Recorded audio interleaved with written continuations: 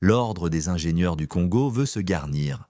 L'institution est déjà à pied d'œuvre pour y arriver. C'est ce qu'illustre sa campagne de recensement et d'adhésion, officiellement lancée ce 12 juillet à Brazzaville par le directeur de cabinet du ministre d'État de l'Aménagement du Territoire et des Grands Travaux.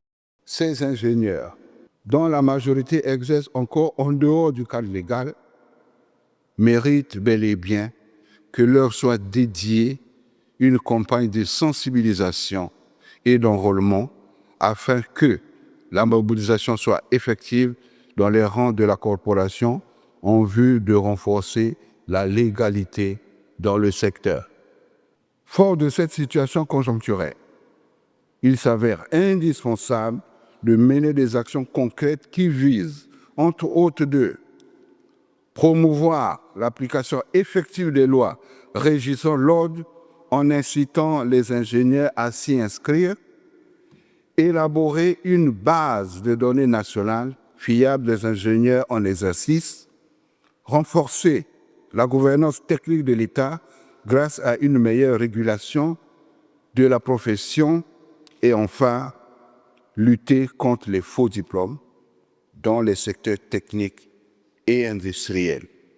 Cette campagne qui s'offre aux ingénieurs nationaux et étrangers exerçant au Congo vise 300 adhérents. Tous devraient contribuer au développement de la profession d'ingénieur en terre congolaise. Les objectifs de cette campagne sont les suivants.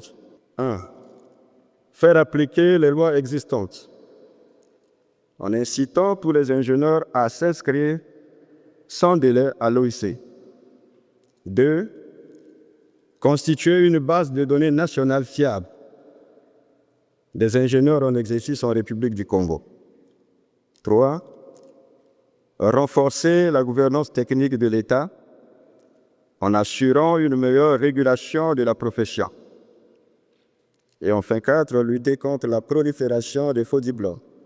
Porteur de projets relatifs à la mise en place de cette structure, Blaise Ambeto appelle les ingénieurs à exercer dans un cadre légal.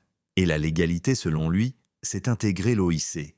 La cérémonie de ce jour est pour vous une occasion rêvée pour jouer ce rôle et tenir cette place que vous confère votre savoir-faire, votre savoir-être et votre savoir-dire.